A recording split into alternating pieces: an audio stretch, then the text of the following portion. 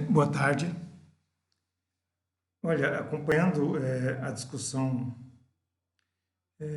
a partir das grandes mídias nesses 2 últimos dias, eu acho que eu fui contaminado pelo vírus da indignação e eu tenho que retornar aqui. Com o intuito de expor nesse vídeo a minha indignação e as minhas reflexões acerca desses processos que se encontram em curso em escala nacional, no primeiro momento, que é o que eu vou me deter aqui, e depois em escala estadual, no segundo momento, e mesmo em escala municipal, no caso de onde eu moro aqui. Tá?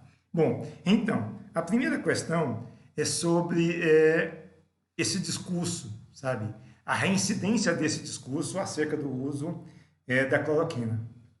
Essa cruzada retórica, não é, desse governo, que antes fez um protocolo, que não é protocolo, e agora vem com um ofício, sabe, dirigido a instituições que apresentam credibilidade internacional, prestígio internacional, como a Fundação Oswaldo Cruz, por exemplo, no sentido de que essa ratifique o uso da cloroquina enquanto e de alguns vermífugos enquanto remédios de prevenção e de tratamento desde os estágios iniciais de quem foi acometido pela Covid-19.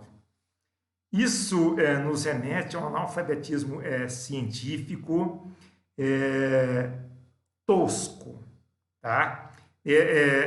Nas ações de um governo que insiste no uso de remédios sem nenhuma comprovação técnica de sua validade, de sua eficiência. Sabe, isso nos remete ainda a outras questões que já foram tratadas há um mês aqui, sobre a megalomania. Isso é uma postura fundamentalmente megalomaníaca. É um governo que sabe tudo, pode tudo e conhece tudo. É engraçado. Alguns profissionais da saúde estudam por 10 anos até que recebam o seu diploma ou que sejam autorizados, que tenham autoridade para clinicar, para trabalhar. Isso nas mais variadas áreas da saúde, particularmente nessas áreas que estão envolvidas na linha de frente do tratamento dessa pandemia, particularmente aqui no Brasil.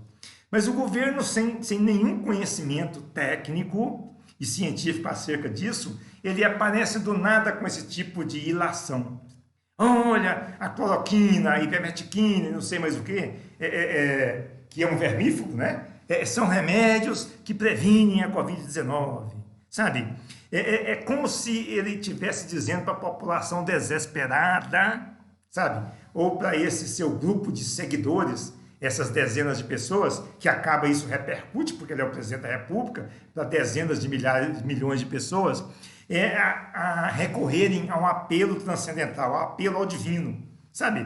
Quando as pessoas se encontram em uma situação tal que não há mais nenhum recurso.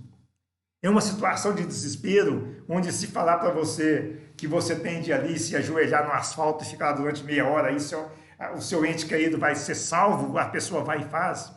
Que falar para você que é preciso tomar BHC, criolina, ou remédio para rato e que vai sarar que algumas pessoas vão tomar, porque estão numa situação de desespero. São 120 dias. E o governo insistindo nessa retórica absurda de auto-atribuir-se o poder e o conhecimento, megalomaníaco inclusive, de receitar tratamentos e remédios. Sabe, protocolos de tratamento de saúde para uma pandemia, para um tipo de infecção que no mundo inteiro não se tem um conhecimento mais sistemático sobre esse vírus. Ainda estão sendo desenvolvidas pesquisas. Não há sequer uma vacina. Há projetos de vacina. E aí são as mais variadas possibilidades de que essas vacinas venham a ser a estarem aprovadas para serem utilizadas efetivamente nos seres humanos. Uns falam para junho do ano que vem. Quantas pessoas vão morrer nesses próximos 12 meses, não é? Então, esse ofício que está sendo discutido amplamente nas mídias, né, do governo, como se estivesse exigindo que essas fundações ou que essas instituições que têm muita credibilidade no plano nacional e internacional, inclusive o Conselho Federal de Medicina, não é? É que elas usem, adotem o protocolo ou né, o uso, a recomendação do uso da cloroquina. É impressionante, com tanta coisa para se preocupar, por exemplo, equipamento de proteção individual para as pessoas que estão nas linhas de frente, sabe? Por exemplo, estabelecer-se uma logística de transporte das pessoas que estão nas regiões mais distantes, para onde se tenha hospitais para tratamento dessas pessoas, enfim, ou condições técnicas para que as pessoas sejam tratadas. Esse governo insiste em manter essa cruzada insana, onde ele tenta convencer as pessoas que elas devem usar cloroquina. Aliás, a gente não precisa ir longe, eu acho que cada um de nós, né? Na minha família mesmo tem pessoas que defendem que o uso desse tipo de medicamento receitado pelo ilustre presidente da República na prevenção dessa peste, como eles dizem, não é? Da contaminação pela Covid-19. Da minha família mesmo tem isso, na família da maioria de nós deve ter, não é? Eu não sei como seria se uma dessas pessoas viesse a ser contaminada, e eu espero que não sejam, do fundo do meu coração, sinceramente. Porque o que eu desejo é que todas as pessoas se recuperem, inclusive o senhor presidente da República, sabe? Independente de ele continuar com esse tipo de cruzada insana. Porque vai reforçado, inclusive, né? Porque vai dizer que se curou graças ao uso da cloroquina e vai vender essa ideia para a população. Isso não chega a pessoas como eu e a mais uns 70% da população. Mas pode chegar a 20%, 30% da população. 30% de 100 milhões de pessoas são 30 milhões de brasileiros. De 200 milhões de pessoas, já está falando de 60 milhões de brasileiros que se colocam voluntariamente em risco ou que vão às farmácias e esgotam os estoques de cloroquina, ivermectina e esse tipo de coisa que é receitado por esse governo. Tá? Então é preciso que as pessoas pensem bem nisso, porque o estudo da Fundação Getúlio Vargas sobre a responsabilidade desse governo na contaminação e na morte das pessoas pela Covid-19, ele apresenta dados que merecem ser estudados pelas pessoas. As pessoas deveriam tirar tempo e ler esse estudo da Fundação Getúlio Vargas sobre a responsabilidade do senhor presidente da República, a Fundação Getúlio Vargas e a Universidade de Cambridge, sobre a responsabilidade do senhor presidente da República através da sua retórica, da sua insistência em receitar remédios preventivos, em negar os efeitos danosos e prejudiciais dessa pandemia. E isso acaba convencendo e acaba levando a números assustadores de 10% das pessoas que morreram, que se contaminaram. Isso tudo na conta desse governo. Tá? Isso é uma questão que deve ser pensada e as pessoas devem refletir sobre isso racionalmente, não emocionalmente. Tá bom? Bom, esse ofício é a prova definitiva, né? Que ele continua insistindo na busca do apoio dessas instituições prestigiosas e prestigiadas e que tem uma credibilidade enorme em termos nacionais e internacionais, enfim. A outra questão, e aí que rapidamente que eu gostaria de tratar, é sobre a flexibilização. É interessante como governos, fundamentalmente, no início, né, racionalistas e científicos, como o de São Paulo, ele inventa um novo discurso para defender a flexibilização, se rendendo ao que o governo federal queria, não é? Ele vai dizer, não, nós temos leito suficiente, pode adoecer que tem leito. E se adoecer no interior, a gente vai trazer para a capital, aqui tem leito, enfim, sabe? É claro que tem algumas medidas que são salutares, mas via de regra, esse tipo de política já é absolutamente danosa, tá? E aí esses governos, principalmente São Paulo e Rio, eles ficam discutindo atualmente, nos últimos dias, que se eles vão cancelar ou não o Réveillon, a festa de Réveillon e o Carnaval. Um daqui a 6 meses e outro daqui a 8, 9 meses. Então, que necessidade que se tem de gastar tempo e energia com isso? A gente não sabe o que vai acontecer daqui a uma semana, senhor governo do Rio de Janeiro, governo federal, governo de São Paulo e governo do estado de Goiás. Aliás, em Goiás a gente até sabe, tá? Dá para prever, tá bem previsível o que vai acontecer daqui a uma semana, 2 semanas. Agora, no caso do Rio e São Paulo, preocupados com o Carnaval e com o Réveillon, morrendo pessoas a centenas em São Paulo. Então, adoecendo pessoas sendo acometidos da Covid-19 aos milhares em São Paulo, principalmente em São Paulo. E o governo tá discutindo a flexibilização em termos do que ele vai fazer, se vai ter uma festa daqui a 6 meses ou se vai ter carnaval daqui a 8 meses. Isso mostra a direção do argumento, e aí eu venho para Goiás, né, que era um bastião da racionalidade, da cientificidade. Do nosso governo médico, que é o único governador médico, né, que nós temos no país. Que ele se rende, ele jogou a toalha, né? E na última terça-feira ele disse, olha, agora nosso principal mecanismo de enfrentamento da Covid, tudo bem, meus conterrâneos de Goiás, é a consciência e o bom senso do povo. Pronto, esse é o remédio. Nós não temos leitos, ele disse isso, nós não temos leite de reserva, nós estamos no limite, mas a partir daqui vai abrir tudo. E nós vamos contar com alguns protocolos, e alguns são ridículos, outros são até razoáveis, não é? Como é o normal, eu acho, né? Mas vamos reabrir tudo e vamos contar com a racionalidade, com o bom senso, com a consciência e o discernimento das pessoas. Que coisa impressionante. Olha a desculpa que o governo nos aponta, utiliza, né? Para poder dizer que vai abrir tudo, que está se rendendo aos interesses e à vontade do governo federal.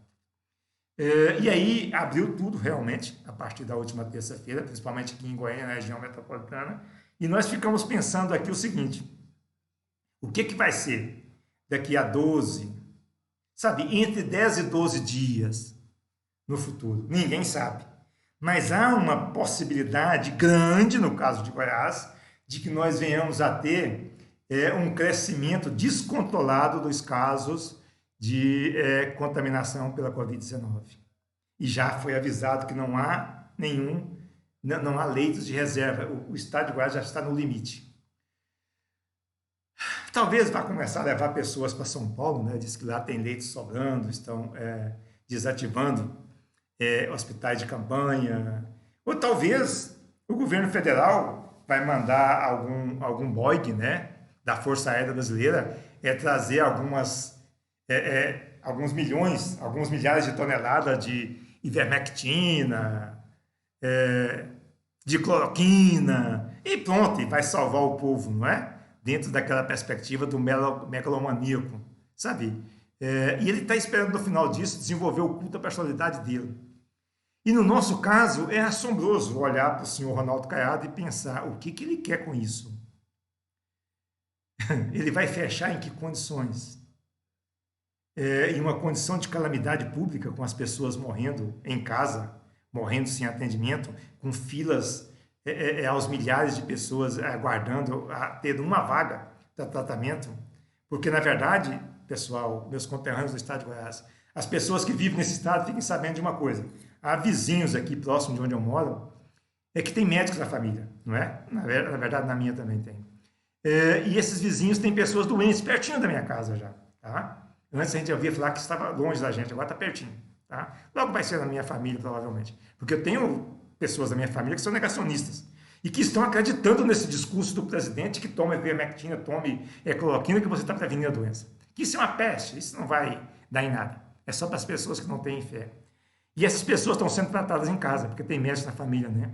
Mas só que algumas delas, eu fiquei sabendo disso hoje, e daí que eu resolvi falar, o próprio médico disse que seria melhor ir para o hospital.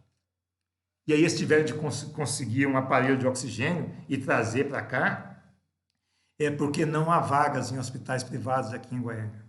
Essa é a notícia de hoje. Então, mesmo se você tiver dinheiro, e tem muitas pessoas que têm dinheiro no estado de Goiás, tenham bastante atenção com isso. Era melhor você ter se contaminado lá no início, tá? Já que você tem um plano de saúde, você tem dinheiro, né? Que você seria atendido. Se você se contaminar agora, você não será atendido. porque não há vagas nos hospitais privados de Goiânia e da região metropolitana. É isso. Se não há nos hospitais privados, não é? E os públicos estão no limite. O próprio governo já assumiu isso na terça-feira, dizendo que está no limite, mas que agora ele tem certeza que vai dar tudo certo. Porque é a consciência e o bom senso de nós, goianos. E eu espero que tenham muito bom senso vocês, tá? Assim como eu estou tentando ter. Porque se a gente adoecer, vai ser o jeito de acreditar no megalomaníaco do governo federal. Acreditar no transcendental. Acreditar nos milagres. Acreditar na sapiência divina de um governo que sabe tudo, pode tudo e conhece tudo. Onisciência, onipotência, onipresença. E tome cloroquina, porque vai ser a única coisa que vai restar. Porque não há leitos aqui no estado de Goiás. E está tudo aberto. São festas para todos os lados, inclusive aqui próximo de onde eu moro. E os bares abertos até a meia-noite. Olha que coisa legal. Bares e restaurantes o dia inteiro até meia-noite e cheio de pessoas lá dentro, crianças inclusive. São cenas, as centenas sobre isso. Provavelmente o senhor Jair Messias Bolsonaro vai ganhar essa também. Acho que isso se decorre um pouco daquilo que eu falei no outro vídeo, sobre a formação social do brasileiro, não é? É um povo tão sofrido que a ele resta, sempre tem restado, acreditar na obra do divino, em algum tipo de milagre. Porque muitas pessoas vivem, é quase que um milagre a vida de algumas pessoas nesse país, porque elas não têm apoio governamental nenhum. Isso é preocupante. Vejamos o que vai acontecer daqui de 10 a 12 dias, como que vai estar a situação do estado de Goiás. A gente volta a se falar por aqui. E eu torço muito para que essas pessoas da minha família não adoeçam, assim como as outras pessoas que são negacionistas não adoeçam. E assim, o único aspecto positivo dessa história toda é que as pessoas vão tomar tanto vermífugo que provavelmente vão ficar saudáveis como não vão ter vermes daqui pelas próximas 2 décadas, não é? Tem esse lado. E o lado triste é que todos nós estamos absolutamente desprotegidos. Não há leitos no setor privado, não há leitos no setor público, e a contaminação já está avançando porque flexibilizou-se tudo no estado de Goiás. Veremos daqui qual vai ser a nossa situação para daqui a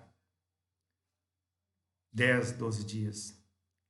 E a aguardar, a conferir os capítulos posteriores do ofício, sugerindo ou tentando impor o uso da cloroquina enquanto um protocolo básico para o tratamento das pessoas que estão acometidas da Covid em qualquer nível.